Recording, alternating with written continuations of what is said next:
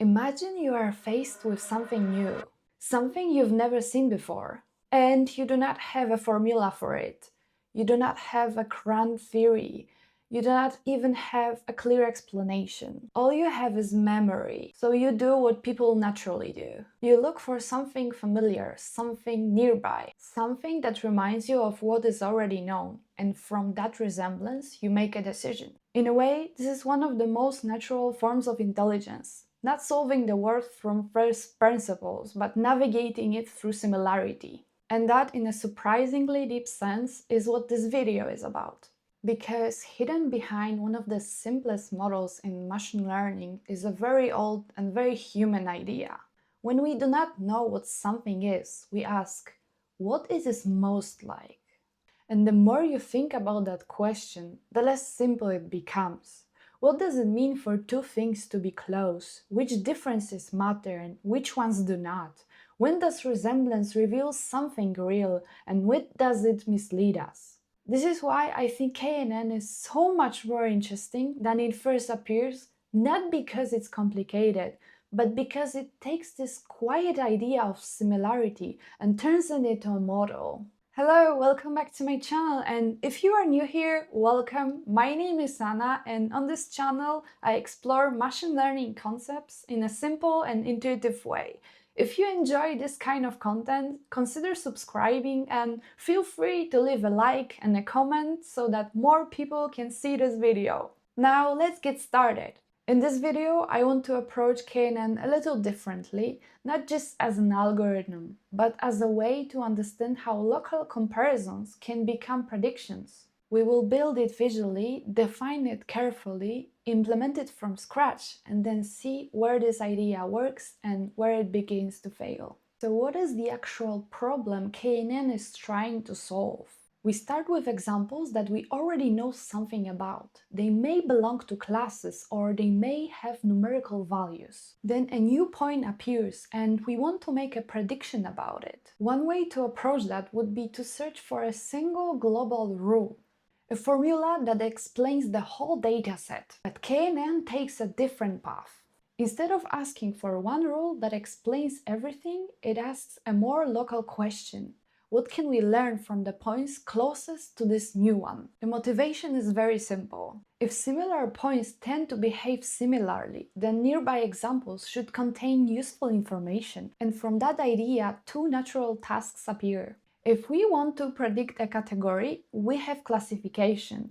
If we want to predict a number, we have regression. In both cases, the principle is the same. We try to make a prediction by looking at similar cases. But of course, that immediately raises a deeper question. What does similar really mean? Because once we rely on neighbors, we are relying on distance, scale, and the geometry of the data itself. And that is why KNN is such an interesting model. It turns prediction into a question of local structure. So, if local structure matters, what does that actually look like? Let us begin with a set of examples we already know. Some belong to one class, some belong to another. At this point, nothing is being learned in the usual sense. We are simply storing what we have seen. And now a new point appears. This is the point we want to understand. We don't yet know its label, and we haven't fitted a global rule for the data. So instead of asking for one formula that explains everything, KNN asks a local question. Which known examples lie closest to this new point? This is where the model really begins to work. It compares the new point to the stored examples, measures distance, and selects the nearest neighbors. Once those neighbors are chosen, the prediction follows from them. In classification, the local majority decides. The new point inherits its prediction from the neighborhood around it. But this behavior depends strongly on one choice, the value of k. With a very small k, the model becomes highly local and sensitive. It reacts quickly to nearby examples, including noise. As k grows, the decision becomes more stable, but also less local. And there is a second important choice hiding underneath all of this: distance itself. What does it really mean for one point to be near another? If we change the metric, we change the neighborhood. And if we change the neighborhood, we may change the prediction. So even though KNN looks simple, its behavior depends on something much deeper than a single formula. It depends on locality, geometry, and the meaning of similarity. Now that we have the intuition, let us write KNN down more formally. We begin with a training dataset, which I will denote by D, which are the data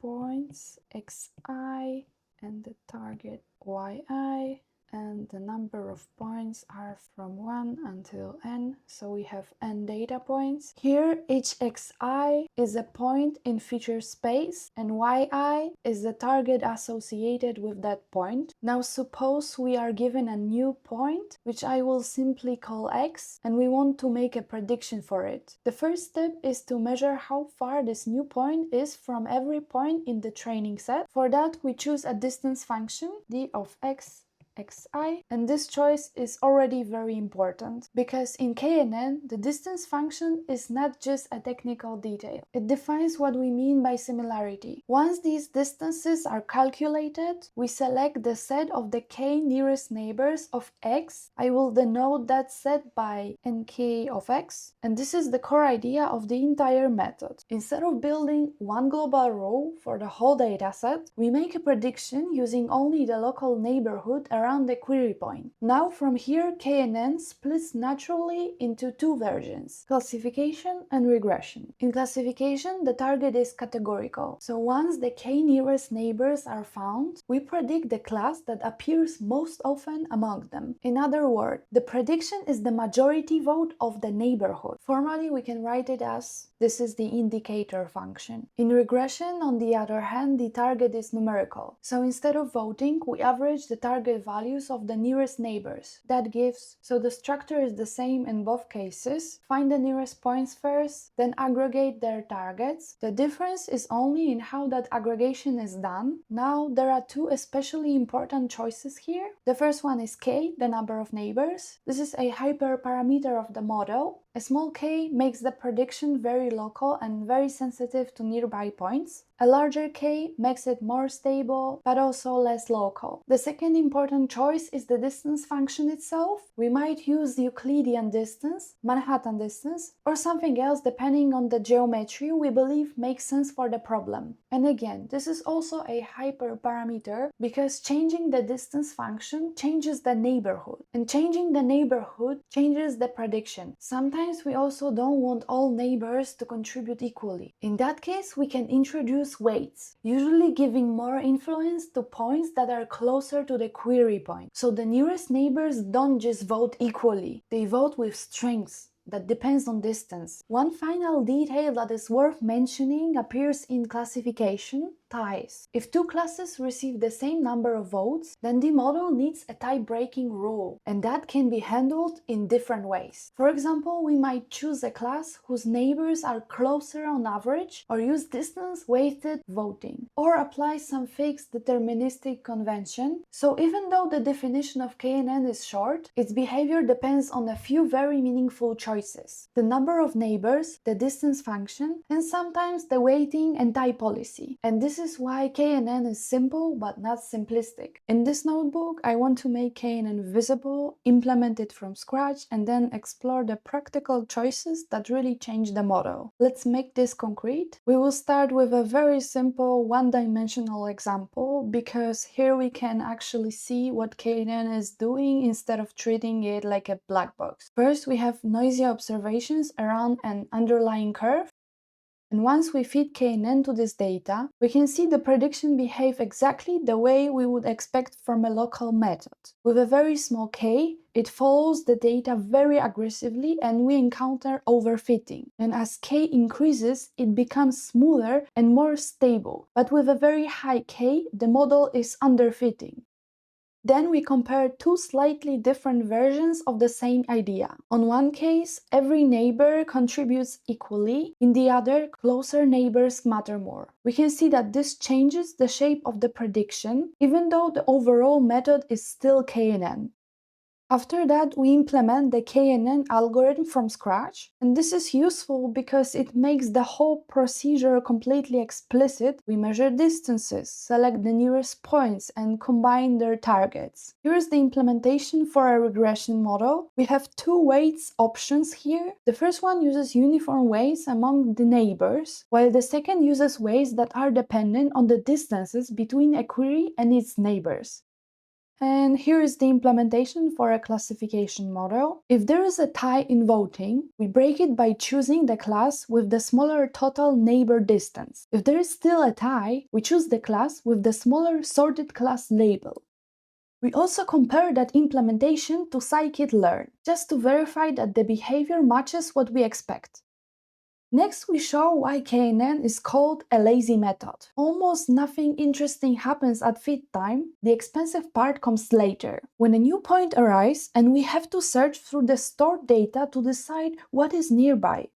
Now, a little bit about the time complexity of the KNN algorithm. First, the feed phase has time and memory complexity of big O of n times d, where n is the number of data points and d is the number of features, because KNN mainly stores the training data. The prediction phase usually has time complexity of big O of n times d per query when using brute force search, but this depends on how neighbor selection is implemented. There are faster methods for neighbor search, such as KD trees, although their efficiency depends on the dimensionality of the data.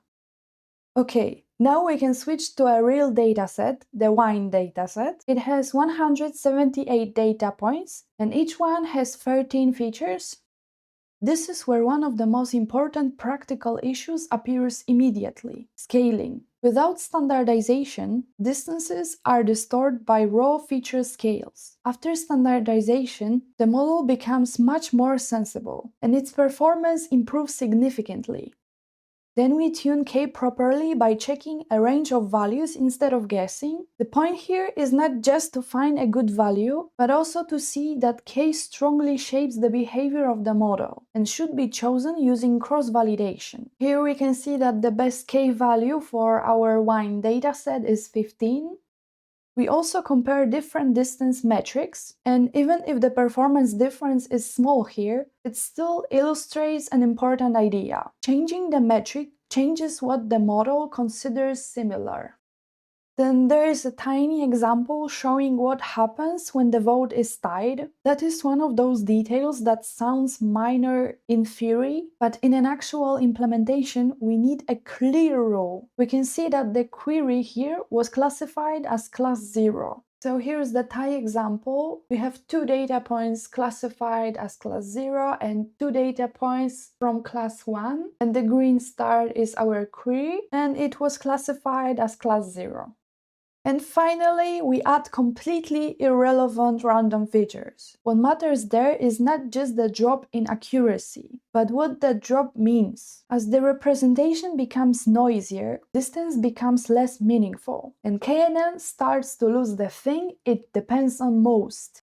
So the main point of this notebook is not just to run KNN, it's to see very concretely how its behavior emerges from locality, distance, scaling, and the quality of the representation itself. So at this point we understand both the intuition and the mechanics of KNN. And that leads to a very practical question. When is KNN actually a good idea, and when does it start to break down? KNN tends to work well when nearby points are genuinely informative. In other words, when points that are close in feature space also tend to behave similarly. That is why KNN can be a very good choice for small to medium-sized problems with mostly numerical features, reasonably clean pre-processing, and local structure that actually means something. It can work for both classification and regression, and in the right setting, it can be a very strong baseline.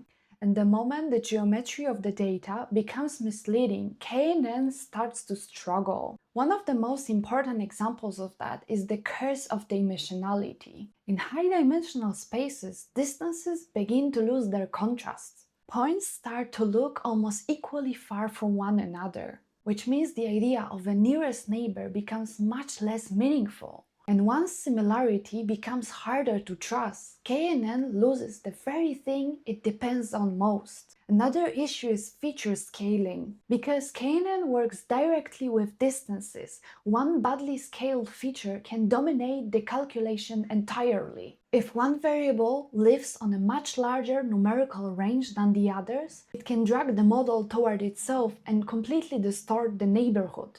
KNN can also be sensitive to class imbalance. If one class is much more common than another, then local neighborhoods may be biased toward the majority class, especially when K becomes larger. So even if a majority pattern is meaningful, it can be overwhelmed simply because of how voting works locally. Another limitation is that KNN requires us to choose K, and that choice really matters. If K is too small, the model becomes overly sensitive and unstable. If K is too large, it becomes too smooth and starts ignoring local structure. So K is not just a small technical detail. It is one of the main things shaping the behavior of the model. KNN can also become expensive when the dataset grows. Since it stores the data and performs much of the work at prediction time, it can be memory heavy and slow to query compared with models that compress what they learn into a simpler form. And finally, KNN is only as good as the distance function and features we give it. If the representation is poor, if irrelevant features are included, or if distance is simply not the right way to measure similarity for the problem, then KNN will struggle no matter how carefully we tune it. So the limitation of KNN is not that it's too simple. The real limitation is deeper. It asks us to define similarity well, and that is not always easy. But in a way, this is also what makes KNN such a valuable model. It forces us to confront something that many more complicated models let us ignore: whether our geometry actually reflects the structure of the problem. So what have we seen? KNN may look like one of the simplest models in machine learning, but behind that simplicity, there is a very important idea. Prediction can come from similarity. We saw that KNN doesn't learn a global formula in the usual sense. Instead, it stores examples and makes decisions locally, at prediction time, by looking at what is nearby. We built that intuition visually, defined it mathematically, implemented it from scratch to see what is really happening under the hood. And along the way, we saw that the behavior of KNN depends on a few key choices: the value of K, the distance metric, the role of scaling, and more generally, whether our notion of similarity actually makes sense for the problem. We also saw that KNN works for both classification and regression, can be a strong baseline, and is a great model for understanding local reasoning in machine learning. But we also saw its limits. In high dimensions, similarity becomes harder to trust. Badly scaled or irrelevant features can distort distance. Class imbalance can affect local voting. And prediction can be expensive because the model is lazy and keeps the work for query time. So the main takeaway from KNN is not just how this algorithm works. The deeper takeaway is that in machine learning, the quality of a prediction often depends on how well we represent the problem and how meaningfully we define closeness. And that is exactly why KNN is such a valuable model to study. It is simple enough to understand clearly, but deep enough to teach us something fundamental. If you haven't seen my previous videos, I highly recommend checking them out. I cover topics like k-means, principal component analysis, and linear regression in a similar style. If you found this video helpful, feel free to like it and leave a comment. It really helps more curious minds like yours discover the channel. If you're interested in this kind of content, consider subscribing so you don't miss future videos. As always, all the resources, including the code, will be in the description below. Thanks for watching, and I will see you in the next one. Bye!